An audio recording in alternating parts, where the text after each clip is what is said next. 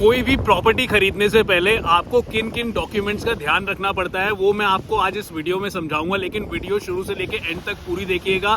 और मेरा channel, YouTube channel Ashish Dawar the legal Baba को आप सब्सक्राइब कर लीजिए और साथ ही साथ मेरा फेसबुक पेज लीगल बाबा भी आप फॉलो कर लीजिए ताकि ऐसे लीगल अपडेट्स आप लोगों के पास आते रहे।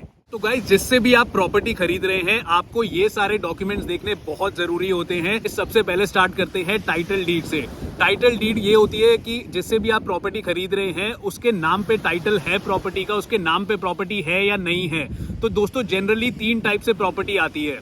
तो पहला हो गया सेल डीड। सेल डीड में क्या होता है कि जिससे भी आप प्रॉपर्टी खरीद रहे हैं उसके नाम पे सेल डीड होनी चाहिए और वो सेल डीड कहाँ, उसके पास किसके थ्रू आई वो भी आपको देखना पड़ता है। तो वो एक सेल डीड का डॉक्यूमेंट बनता है पूरा, जो कि आपको ओरिजिनल देखना पड़ेगा। दूसरे टाइप से प्रॉपर्टी आती है गिफ्ट डीड से। गिफ्ट डीड एज इन किसी जिससे आप प्रॉपर्टी खरीद रहे हैं उस व्यक्ति को किसी और ने गिफ्ट करी है प्रॉपर्टी। तो जब भी गिफ्ट करते हैं प्रॉपर्टी तो एक गिफ्ट डीड बनती है और गिफ्ट डीड के थ्रू अगर प्रॉपर्टी आई है तो आपको वो ओरिजिनल गिफ्ट डीड का डॉक्यूमेंट भी देखना पड़ेगा जिससे आप प्रॉपर्टी खरीद रहे हैं कि वो डॉक्यूमेंट उसके नाम पे है या नहीं है। और थर्ड टाइप से प्रॉपर्टी आती है कन्वेंस डीड के थ्रू। दोस्तों कन्वेंस डीड जैसे कि अगर जिससे आप प्रॉपर्टी खरीद रहे हैं वो उसने गवर्नमेंट से प्रॉपर्टी खरीदी है या यूआईडी से प्रॉपर्टी खरीदी है तो वो कन्वेंस डीड भी आपको देखनी पड़ेगी, उसका ओरिजिनल डॉक्यूमेंट देखना पड़ेगा और उसी व्यक्ति के नाम पे होना चाहिए वो डॉक्यूमेंट जिससे आप प्रॉपर्टी खरीद रहे हैं। तो दोस्तों ये तो हो गए टाइटल डीड के।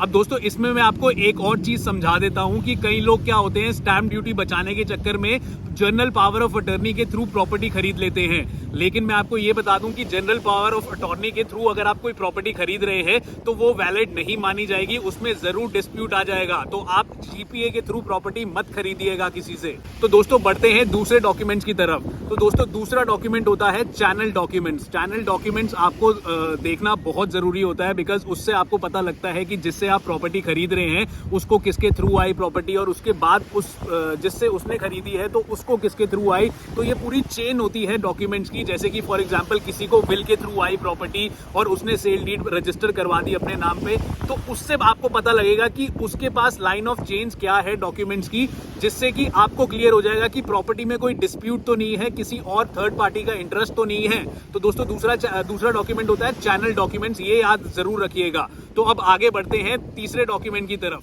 तीसरा मोस्ट इंपॉर्टेंट डॉक्यूमेंट होता है एनकम्बरेंस सर्टिफिकेट। दोस्तों एनकम्बरेंस सर्टिफिकेट में आपको ये पता लग जाएगा कि इस प्रॉपर्टी पे कोई लेनन तो नहीं है, कोई मॉर्टगेज तो नहीं है, कोई लोन वगैरह तो नहीं है, और अगर है तो वो आपको इस सर्टिफिकेट के थ्रू पता लग जाएगा। और ये एनकम्बरेंस सर्टिफिकेट आपको कैसे अप्लाई करना है, कहाँ पे अप्लाई करना है, मैं बताता हूँ। दोस्तों ये सर्टिफिकेट आप अपने जहाँ की प्रॉपर्टी है वहाँ के रजिस्ट्रार ऑफिस के पास अप्लाई कर सकते हैं। फॉर्म 22 होता है एक, आप उसमें फॉर्म 22 भर के फिल करके वहाँ अप्लाई कर सकते हैं। और अगर तो दोस्तों इस प्रॉपर्टी में कोई लेनन नहीं होगा, कोई मॉर्टगेज नहीं होगा या कोई डिस्प्यूट नहीं होगा तो वो आपको फॉर्म 15 के थ्रू बता देंगे कि इस प्रॉपर्टी में कुछ भी ऐसा नहीं है, डरने वाली बात नहीं है, उसमें नील लिखा हुआ आ जाएगा।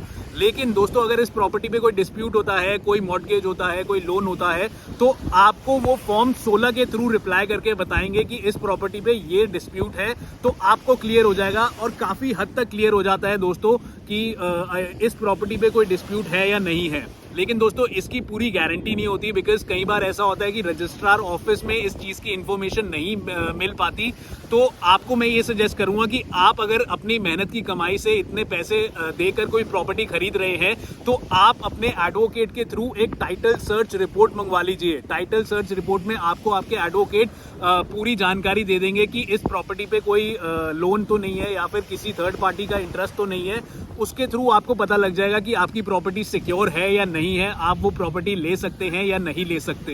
दोस्तों नेक्स्ट मोस्ट इंपॉर्टेंट डॉक्यूमेंट होता है ऑक्यूपेंसी डॉक्यूमेंट। अब ये ऑक्यूपेंसी डॉक्यूमेंट क्या बताता है दोस्तों, ऑक्यूपेंसी डॉक्यूमेंट से आपको ये क्लैरिफाई हो जाता है कि जहां पर भी आपने जमीन ली है या बिल्डिंग ली है या फ्लैट लिया है तो वो गवर्नमेंट सैंक्शन प्लान के थ्रू बना है या नहीं बना। तो दोस्तों जनरली अगर आप किसी बिल्डर से ले रहे हैं, किसी डेवलपर से ले रहे हैं, तो आप ऑक्यूपेंसी सर्टिफिकेट जरूर ले लीजिएगा। तो दोस्तों नेक्स्ट इंपॉर्टेंट डॉक्यूमेंट होता है पोजेशन लेटर। ये भी ऑक्यूपेंसी सर्टिफिकेट के जैसा ही होता है। पोजेशन लेटर में ये मेन होता है कि जिस भी बिल्डर से, जिस भी डेवलपर से आप मकान खरीद रहे हैं, अपार्टमेंट खरीद रहे हैं, तो उस बिल्डर के नाम पर पोजेशन लेटर होना चाहिए। अब पोजेशन लेटर से ये क्लियर हो जाता है कि जो भी गवर्नमेंट के रूल्स एंड रेगुलेशंस हैं वो कंप्लीट कर रखे हैं, गवर्नमेंट ने अपनी इंस्पेक्शन कर ली है, उसके बाद पोजेशन लेटर मिलता है।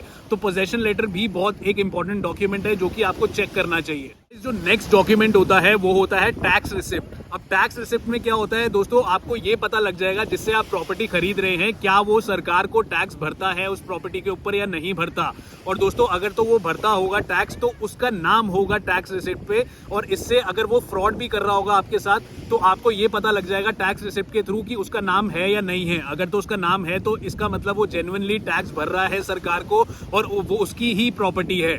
और दूसरा इसके जैसा ही इंपॉर्टेंट डॉक्यूमेंट होता है जो कि यूटिलिटी बिल्स होते हैं। वो यूटिलिटी बिल्स भी उसको भरने जरूरी है, तो वो भी आप चेक कर लीजिएगा कि कब से कब तक के यूटिलिटी बिल्स उसने भर रखे हैं। दोस्तों नेक्स्ट इंपॉर्टेंट डॉक्यूमेंट होता है कार अलॉटमेंट डॉक्यूमेंट। अब कार अलॉटमेंट डॉक्यूमेंट में क्या होता है कि इसमें आपका एक पार्किंग राइट दिया होता है कि आप अपनी प्रॉपर्टी के नीचे इस एरिया में कार लगा सकते हैं या नहीं लगा सकते। तो जिस भी बिल्डर या डेवलपर से आप कोई प्रॉपर्टी खरीदे तो कार अलॉटमेंट लेटर भी ले लीजिएगा उनसे, जिससे कि आपका गाड़ी लगाने का प्रॉपर्टी पे राइट सिक्योर हो जाए। दोस्तों इसके बाद जो डॉक्यूमेंट होता है, अगर आप किसी सोसाइटी में घर ले रहे हैं, रेजिडेंशियल सोसाइटी में घर ले रहे हैं, तो आपके पास जिससे भी आप घर ले रहे हैं उस व्यक्ति के पास एनओसी होनी चाहिए, नॉन ऑब्जेक्शनल सर्टिफिकेट होना चाहिए उस पर्टिकुलर रेजिडेंशियल वेलफेयर सोसाइटी का कि उसने अपने सारे प्रीवियस बिल भरे हैं या नहीं भरे। तो ये डॉक्यूमेंट भी आप देख लीजिएगा, नहीं तो कल को क्या होगा कि कल को आपने जिससे प्रॉपर्टी खरीदी है अगर उसने बिल नहीं भरे तो वो सारी लाइबिलिटी आपके ऊपर ट्रांसफर हो जाएगी और आपको फालतू के बिल भरने पड़ जाएंगे। तो दोस्तों ये डॉक्यूमेंट भी याद रखिएगा। दोस्तों नेक्स्ट इंपॉर्टेंट डॉक्यूमेंट होता है म्यूटेशन। म्यूटेशन दोस्तों आपको जहां पर जिस एरिया में आप प्रॉपर्टी खरीद रहे हैं वहां के रेवेन्यू रिकॉर्ड से पता लग जाएगा कि क्या जिससे आप प्रॉपर्टी खरीद रहे हैं उसके नाम पे प्रॉपर्टी की म्यूटेशन हो रखी है या नहीं हो रखी।